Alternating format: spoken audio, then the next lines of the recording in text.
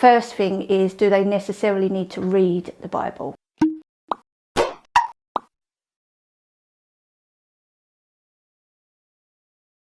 Maybe they need the Bible read to them. Maybe they need visual aids. So first things first, what do they need?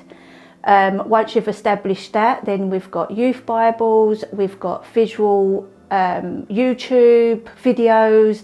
There's so many different resources out there, but what is it that they connect with the most is the first port of call. Look at the big issues that are going on for young people, that are going on for your particular youth group, and how can you look to the Bible to give answers to some of those questions, or to give comfort to some of those worries, or to bring peace. And it's a place that has all of those things. And so if we're with the young people turning to the Bible to answer difficult questions about life, then I think that's really going to inspire them to see the Bible not just as an outdated book that we read in church, but as a useful tool for life. And I think that's a really good place to start. Sitting down to read the Bible might not be the best approach for them, and it might for some. But be prepared to sort of think about different ways that young people can engage with the Bible. There's also an app that I've got on my phone that there's somebody telling Bible through hip hop music as well. There's just music in the background. So again, I think it's just experimenting and see what works best.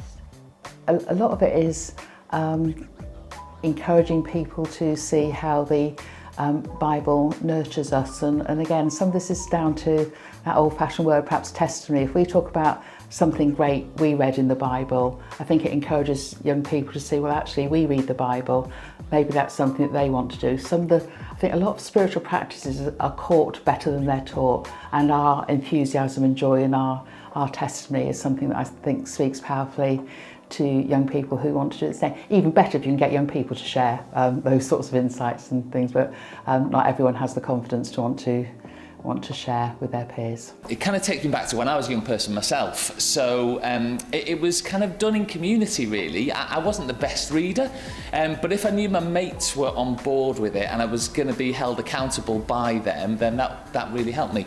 So we got together as a group of 3 lads when I was about 15, 16, and we set ourselves a challenge. So I think when it comes to young people, what is the challenge? The whole concept of gamification. What can you put in their mind that makes it a little bit more kind of beyond what just ordinary reading?